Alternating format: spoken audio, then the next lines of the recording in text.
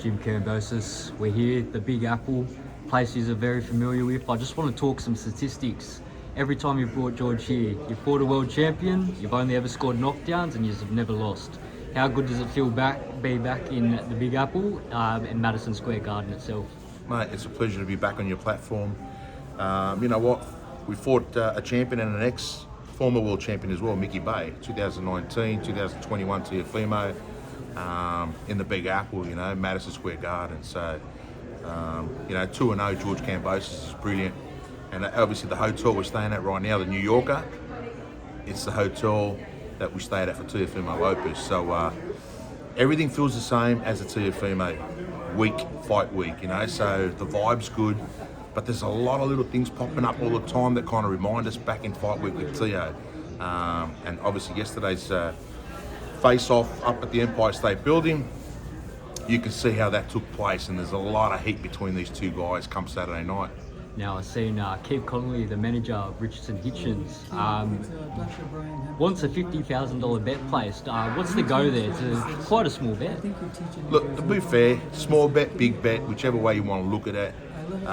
Personally, that just tells me that Keith Connolly has negotiated a good deal for his fighter. You know, his fighter's calling out a $50,000 bet with George, which is a one-on-one on the odds.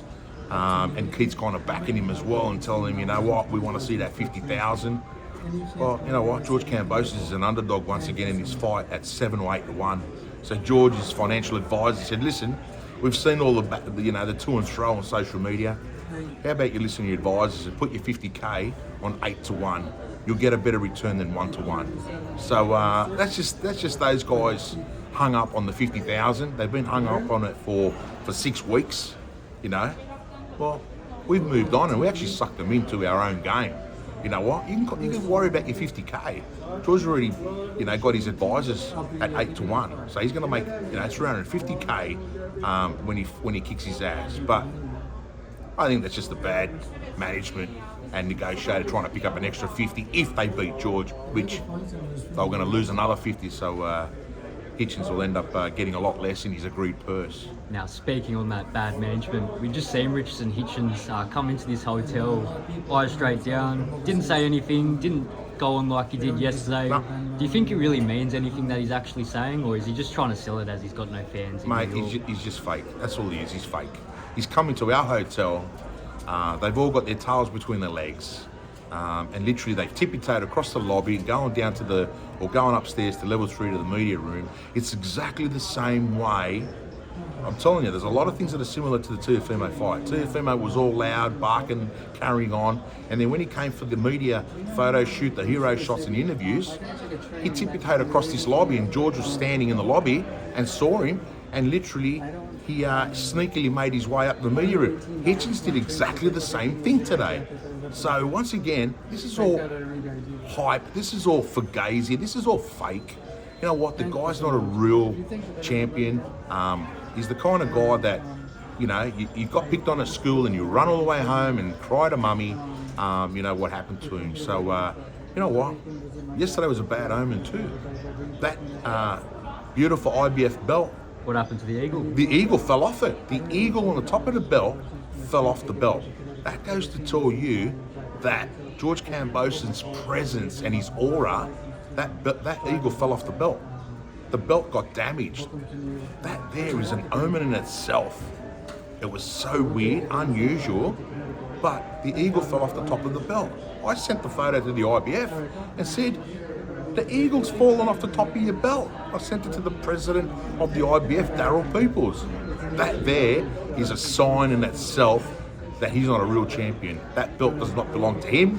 It belongs to the real eagle that's landed in New York, George Kambosos. Do you believe it's another sign of disrespect? I mean, he's only held the belt since December, and you've already broken your first world title belt, Yeah, I can imagine how he treats it. He probably just throws it around. You know, George Kambosos puts all his belts in a glass, you know, case and with lighting and has the ultimate respect for him. You know, but yeah, I mean, for that belt to get damaged like that and the eagle fall off it, I can imagine how it's been treated. I mean, I would have brought that belt, you know, if it was George Kambosos, in its actual IBF case, because it comes in a beautiful leather case. These guys just turned up with the belt, You know, literally, where was the case to put it in? You know, you've got to protect your assets and what you've achieved. But like I said, there's two sides to a professional. They're not professionals. George Kambosos is the ultimate professional. Now, you versed a very similar opponent to Hitchins, Devin Haney. However, we've seen a bit more skill out of Haney. Do you think this is, well, the blueprint's been set with the Lemos fight? Do you think George just has to push that pressure on Hitchins this time around, clip him, or how are you approaching this fight? Look, I'm not going to give away too much. I mean, we've been preparing for 7 weeks in Montreal with some really, really good sparring guys. You know, guys that are actually faster than Hitchins. They move better than Hitchins. So we're prepared really well. I mean, you know, obviously, you know, Lemnos, he kind of exposed Hitchins. I mean, he should have won that fight. I mean, the guy didn't get the result he should have. But he exposed Hitchins for what it's worth. But like I said, Hitchins would have adapted and probably, you know, worked towards that. But we're not going to give away what we've been working on. Come Saturday night, it'll show. Now, I think we're about 4 days out, 3 days out, sorry. What will you be up to? I mean, you've got your media requirements. Will you be keeping George just locked in the hotel with his family, or are you going to have him out, do a bit of stuff? No, his family turned up today. George has been out and about, you know, like, you know, taking photos with his videographer and his team and the media's around him. Just keeping everything normal, you know. You don't sit in your room counting down the minutes and the hours, you know, and the days until your fight night. You know, you keep everything as normal as possible. You know, you go through your daily routine, you know, your morning ritual, your coffee, you know, your team around you, and just keep it as normal as possible. The family's here now. They're staying at the hotel, so that's good to see them after 7 weeks. Once again, they're in separate rooms, so we're keeping it very professional. You know, we want to ensure that George is, you know, not, you know, being distracted by the children, and because they're only young. But no, everything's really good. It's like Lopez and Mickey Bay and every other fight that George has had. Just keep it simple.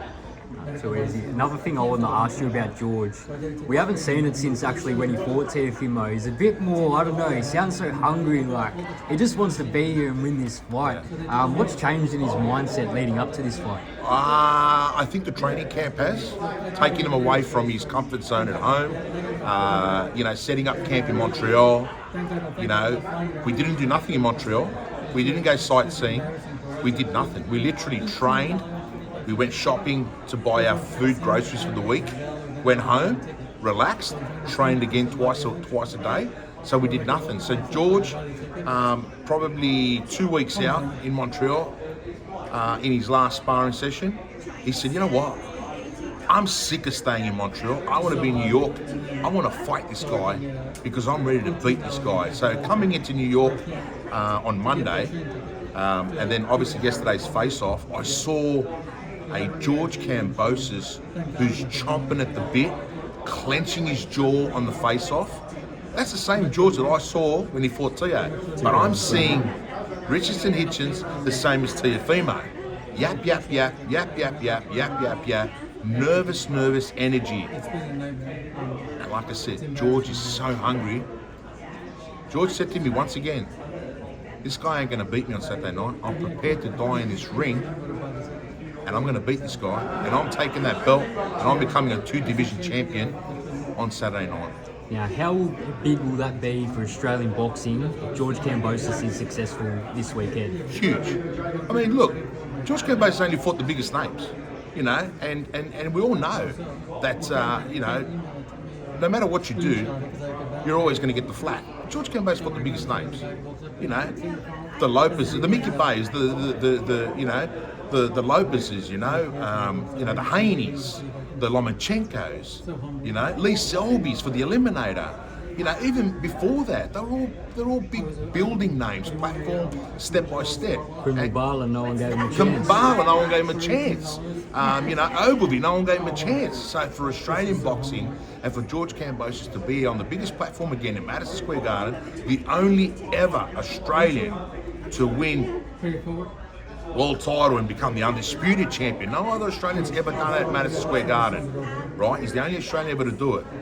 To come back here again, fight for a world title and to become a 2-division champion, that's Hall of Fame, legacy, history, you call it what you want to call it.